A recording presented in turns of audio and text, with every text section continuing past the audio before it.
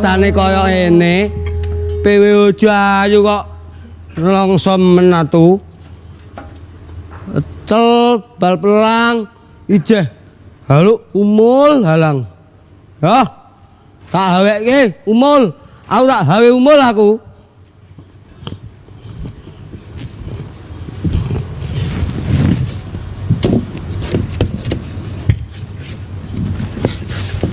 Dil.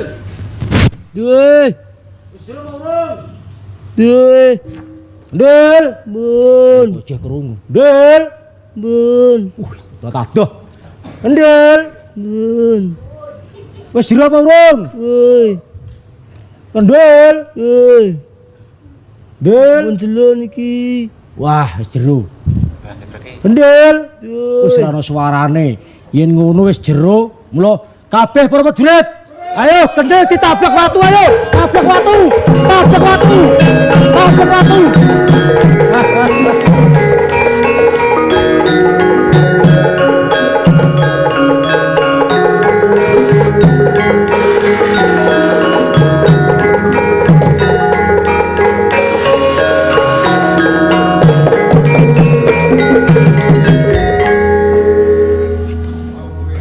Astuti mangawi genur sekaring bawana langgeng jagat. Ana titah sing duwe pakarti kang kaya mangkene. Kendil. Ora maido anteping prasetyamu nggon nuruti karep. Apa meneh mung duduk sumur semono. Dikala kaping 7 kowe mesti sanggup mergo arep nuruti karepmu, Kendil. Renaning ana seperangan wong sing ora cocok marang atimu, ya kowe ditablek ana sakjroning sumur. Ning dening patiran urip ora ana astaning titah kabeh ana Gusti Kang Maha Agung. Kendil, keluaran saka sumur iki, Ngger.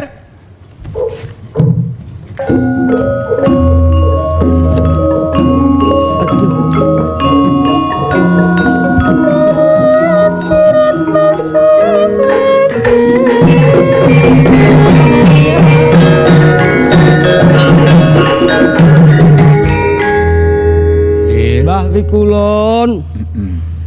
Aduh, piye nalare? Kowe kok nganti ana sakjroning sumur iki katablek watu punggawa saka ing parang kencana. Ngene lho, Mbah. Aku arep abi ya, Mbah. Bojoku alu umul. Aku hawekno. Tak hawekno nan umul. Iya. Ning aku alah diabek karo atu, Mbah. Terus? Aku ya oleh contu, Mbah.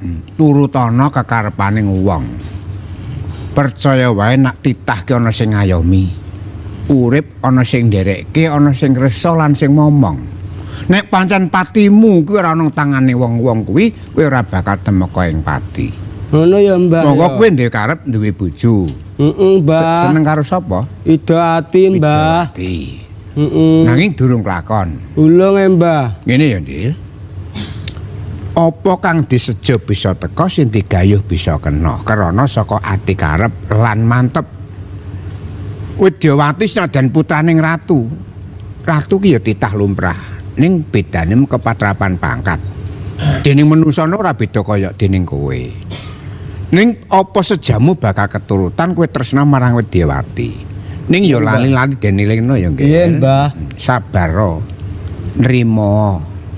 Aja gempang mubal hawa nafsu, sinawa merangi nafsu, sinawa ngurangi nafsu, jembarno atine, ambahno jangkane. Nak jangkae amba, atine jembar, apa kang sejo bakal temeka kok, Ngger? Ono ya, Mbah. Mula ya, Kendil. Mongko kowe kuwi dibutuh duwe bojo Widyawati. Oh, titan-titan ana. Nak ana wong wadon sing kok tresnani, ya.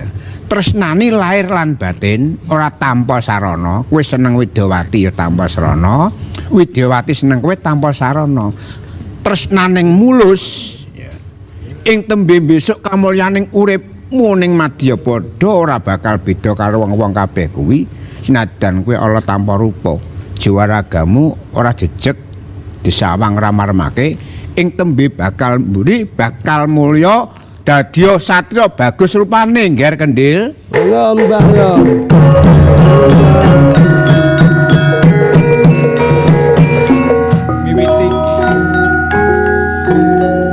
wis iku nang jabang bayi saka kandhane ibumu. Kowe wis siri cacat. Mbah. Ning udakara umur 20 tahun bakal pulih dadi wong sing bagus. Ora mung bagus rupamu, bagus saatimu tulus dadi pengayemaning kawula kabeh. Mula Kendil, Heeh, Mbah. wektu niki lakonono. Golekno katresnanmu sing kanthi tulus.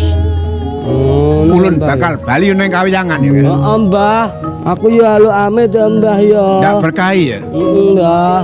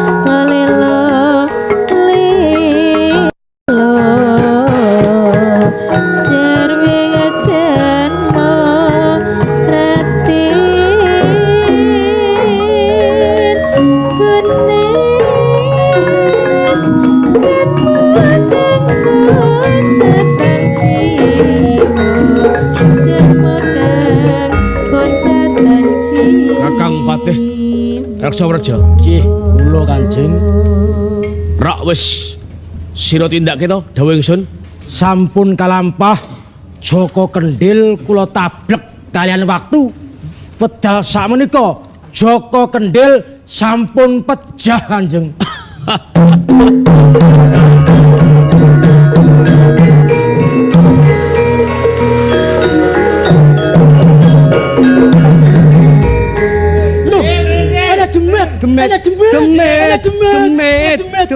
Demet iki kowe kok. Demet kowe kok. Wong le demet. Ora wis mati to kowe. Ah, sing ati apa? Jero sumur. Alah. Tablek watu. Ah, Mati Tenan. malah kaya pijet. Walah. Kakang Patih, Iki lajeng nagih janji. Kakang Patih, Dawuh katimbalan dalem. sira matur yen wis sira tablek nganggo watu lan sira mesthekke yen Joko Kendhil tumeka pati. Atasnya mboten Rek. Atasnya mboten Rek nasihat. Atasnya mboten. Nggih, mun kula tablek. Kowe kok gak mati to, Ndil? alah gak troto. Oke. Nah ono sing ngebleki anu kapuk mang kono ya. Kapuk watu kok kapuk. Lho, Lho Watu. ending ora. Kang, Sinuwun, kula nagih janji lho, kula iki tiyang sepuhe Joko Kendhil. ya. Ingsun kuwi ratu sing parikudu nuhuni pangandikane sabda Pandhita Ratu sing datan kana wala-wali. Lah niku cocok. Joko Kendhil nggih kula. rada maju nggih. Nggih. Ndil. Labi-labi. Ah, ojo. Ah, Bocah bagus Joko Kendhil, nggih. calon Seneng atine. putra mantune ingsun. Nggih, lama calon mala tuwa. Seneng ya atimu. Nggih neng. Sawising sira iso minangkani apa sing dadi pamundhut ingsun. Nggih. Widyawati, Paring dawuh kula Rama.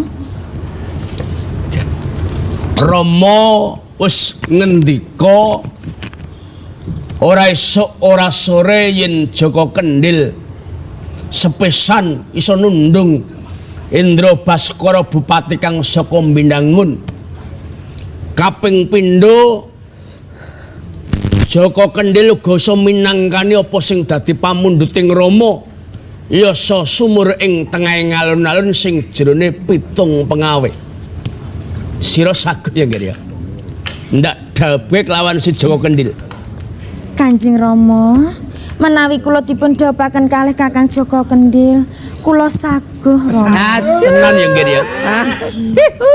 Ora ana rasa sing kapeksa babar pisan ya. Mboten Rama. Joko Kendhil. Nggih. Calon garwamu Widyawati kantinen menyang taman nggih.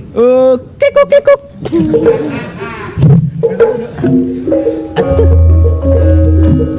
Anteng adik. Aja lali karo Kakang Ya. Ayo Kakang. Mari Rama ibu.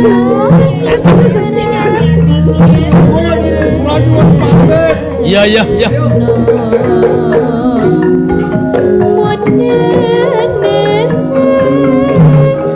Widyaning ro. Dawa katimbalan Rama. Apa dene sira ngger Widyaning sih?